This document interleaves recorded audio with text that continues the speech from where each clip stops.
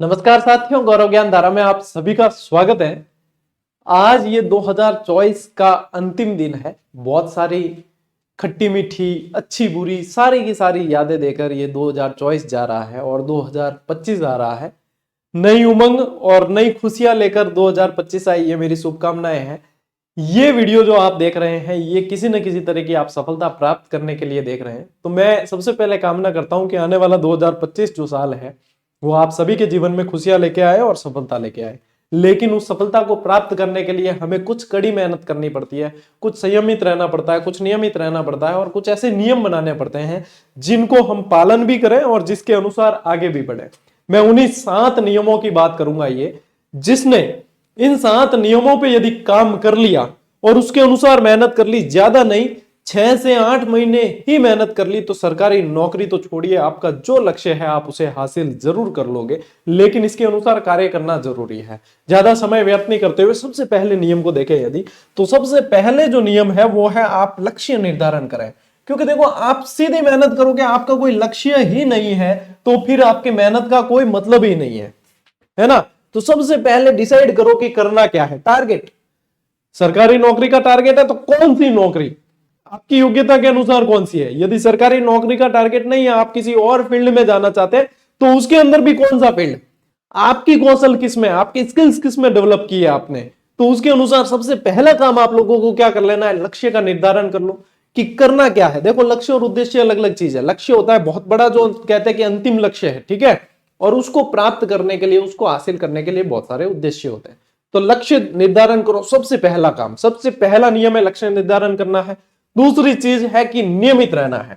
जब आपने लक्ष्य निर्धारित कर लिया, आपने टारगेट जो है, गोल जो है आप लोगों का, वो आपने फिक्स कर लिया कि मेरा 2025 का गोल है ये, किसी का मास्टर बनना है, किसी का आरएस बनना है, किसी का प्रशासनिक सेवा में जाना है, किसी का बिजनेस में जाना है, या कोई भी है, तो आपने गोल फिक्स कर लिया। अब क्या करना है, उसके प्रति आप लोगों को करनी होगी मेहनत, और मेहनत करनी और नियमित रहना है।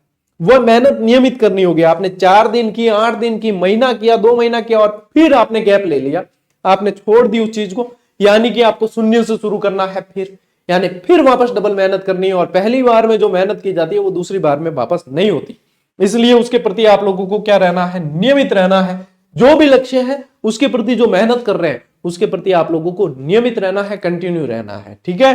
तीसरा जो नियम है वो है कि मार्गदर्शन की अति से बचना है। हम एक बहुत बड़ी भूल करते हैं, क्योंकि भारत के अंदर या राजस्थान के अंदर भी आप देखो, हर घर में तो मिलेगा आप लोगों को चिकित्सक, हर घर में डॉक्टर मिलेगा, चाहे उसके पास डिग्री है चाहे नहीं है। सलाह, एक तो सलाहकार, एक जो है डॉक्टर, हर घर में मिलेगा।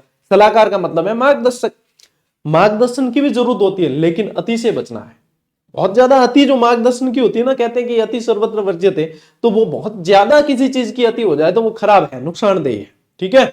मार्गदर्शन की अति से बचना है। हाँ, आपके फील्ड में, आप जिस फील्ड में तैयारी कर रहे हैं, आप जिस वैकेंसी की कर रहे हो, आप जिस भी फील्ड में सफल होना चाह रहे हैं, आप उसकी तैयारी कर रहे हैं, तो आप जो है उसके जो धुरंधर आपके हिसाब से जो है एक्सपर्ट, उनको 1 या 2 को टारगेट करें, उनके अनुसार आगे बढ़े।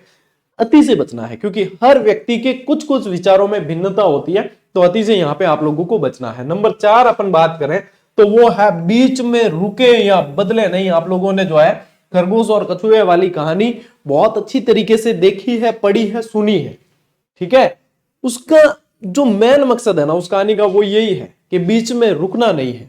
जब तक आपका गोल जो है वो अचीव नहीं हो जाए, जब तक आपका जो लक्ष्य है उसे आप प्राप्त नहीं करें, रुकना नहीं है। रुकने से क्या होता है, लय टूट जाती है, और लय टूटी यानी कि फिर वो वाला मजा नहीं रहता जो अपन स्टार्ट से जो लेकर चले हैं। तो जो भी चीज है, आप लक्ष्य निर्धारण कर चुके हैं, आप मेहनत कर रहे हो, ठीक है, आपको नियमित रहना है, ये तो है। आपको क्या करना है, बीच में रुकना कतई नहीं है। चाहे स्पीड आप कम कर सकते हो, आप बहुत स्पीड से चल रहे हो, आप चाहे स्पीड कम कर सकते हो, लेकिन रुकना नहीं है।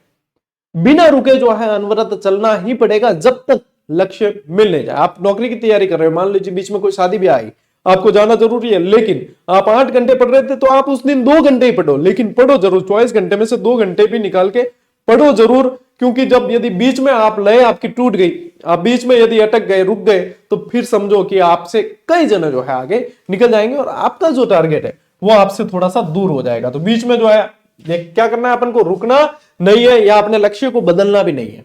बदलने से क्या होता है, अपन आधे रास्ते जाते हैं, फिर अपन को पता चलता है कि नहीं ये नहीं, मैं वो कर लेता ठीक रहता। तो आप जितना गए उतना वापस आना है। इससे बढ़िया है आप उसी रास्ते पे आगे चलते जाओ, सफलता आगे खड़ी है। तो बदलना नहीं है लक्ष्य और बीच में रुकना नहीं है। पांचवा नियम है बेटा कि किसी से तुलना नहीं करनी है अपने आप को। आप जो है आप मार्गदर्शन भी लेते हो किसी एक्सपर्ट का, तो आप मार्गदर्शन के अनुसार आगे बढ़े, लेकिन कंपेयर नहीं करना कभी भी, क्योंकि जो क्षमता आपके अंदर होती है वो दूसरे में कतई नहीं होती। दूसरा उस अनुसार कार्य नहीं कर सकता तो आप भी उसके अनुसार कार्य नहीं कर पाओगे। अपने अनुसार कार्य करना, और यदि किसी के अंदर तुलना करनी तो अपने आप से करनी है, यदि किसी से कंपटीशन करना है तो अपने आप से करना है कि मेरे अंदर और मैं कैसे सुधार लाऊं। बस इसके लिए आप मेहनत करते जाओ, सफलता जक मार के आप लोगों के पास आएगी। दूसरे से तुलना करने से हीन भावना आती है, या तो हीन भावना आती है यदि वो अपने से आगे है या वो अपने से बेटर कर रहा है तो आती है हीन भावना।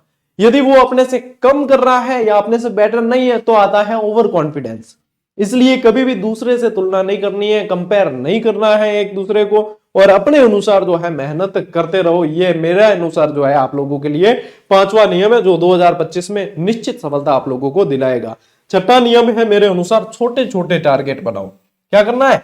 एक बड़ा गोल है आपका, ठीक है, कि बड़ा गोल है, मान लीजिए किसी का गोल है फर्स्ट ग्रेड लेक्चरर बनना, तो आपने एक गोल डिसाइड किया है, आपने एक लक्ष्य निर्धारण किया है, निर्धारित कर लिया। उसके बाद में आप क्या करें? छोटे छोटे उद्देश्य यानी छोटे छोटे टारगेट बनाए कि हाँ एक फर्स्ट ग्रेड तो बनना ही है, लेकिन इसके लिए छोटे छोटे टारगेट कैसे? कल उठ के मैं क्या पढ़ूंगा, मुझे जो है हिस्ट्री वाला सब्जेक्ट कैसे कवर करना है, भूगोल वाला कैसे कवर करना है। इसके लिए आप लोगों को छोटे छोटे टारगेट बनाने पड़ेंगे कि हाँ वो टारगेट जैसे जैसे अचीव होते जाएंगे आप लोगों का कॉन्फिडेंस लेवल बढ़ेगा और आप लोगों की स्ट्रेटेजी उसके अनुसार आगे बढ़ेगी।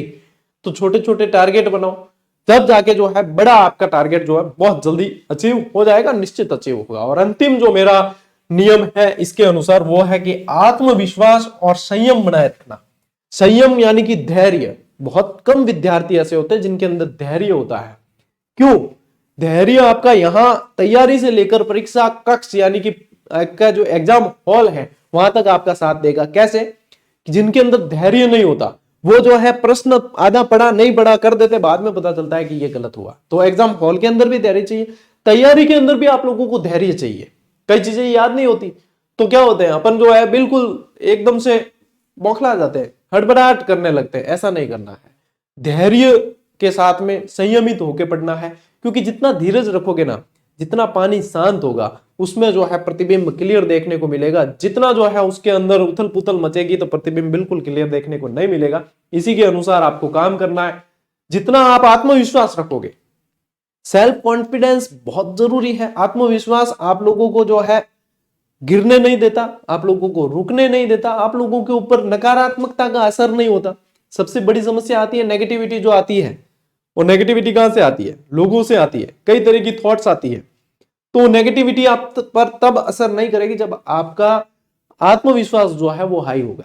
तो इसको बना के रखना है, इसको किसी कंडीशन में टूटने नहीं देना। मनोबल अपना बहुत अच्छा होना चाहिए और उसके बाद में अपने को संयमित और धैर्यवान होकर नियमित मेहनत करनी है। ये जो है ना कीवर्ड नियमित, ये आप लोगों को निश्चित सफलता की ओर लेके जाएगा।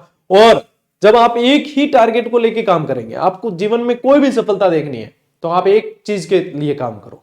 आप देखना, आपने कोई भी, आप लोगों के भी दिमाग में कई सारे ऐसे टारगेट होंगे। कोई समाज सेवा के लिए काम करता है, ठीक है, तो आप लोगों की छवि जो उसके प्रति समाज सेवा, वो पहचान कब प्राप्त होती है उस व्यक्ति को? जब वो लगातार काम करता है उसके प्रति।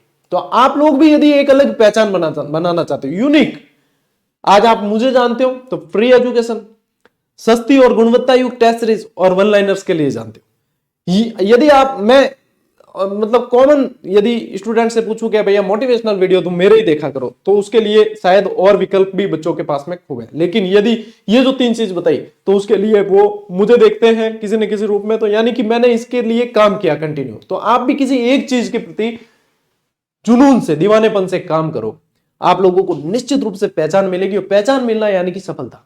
तो ये 7 नियम जो मैंने बताए आप लोग, ये आप लोगों को निश्चित सफलता की ओर लेके जाएंगे। इनको अपनी स्ट्रेटेजी, चाहे कोई भी फील्ड है आपका, चाहे कोई भी टारगेट है, उसमें शामिल करें, इसके अनुरूप आगे बढ़े और इनके अनुसार नियमित काम करते रहें। जक मार के जो है वो सफलता आपके जो कदम चूमेगी और ये दुनिया आप लोगों को पूछेगी। और जब दुनिया पूछेगी तभी तो मजा है, असली मजा। तो इस असली मजे के लिए जो है अभी आप लोगों को इन नियमों को अपनी स्ट्रेटेजी के अंदर शामिल करना है और इसके अनुसार आगे बढ़ना है। मैं फिर से आप लोगों को आने वाले इस 2025 की शुभकामनाएं देता हूं। मैं कंधे से कंधा मिलाकर आप लोगों के साथ कंपटीशन, राजस्थान के कंपटीशन एग्जाम की तैयारी से रिलेटेड हर एफर्ट करूंगा, हर समय विद्यार्थियों के लिए तत्पर रहने की पूरी कोशिश करूंगा। लेकिन मेहनत साथियों आप लोगों को ही करनी है। हाँ, उस मेहनत को बहुत अच्छे लेवल पे मैं लेकर जाने के लिए आप लोगों का सहयोग करूंगा।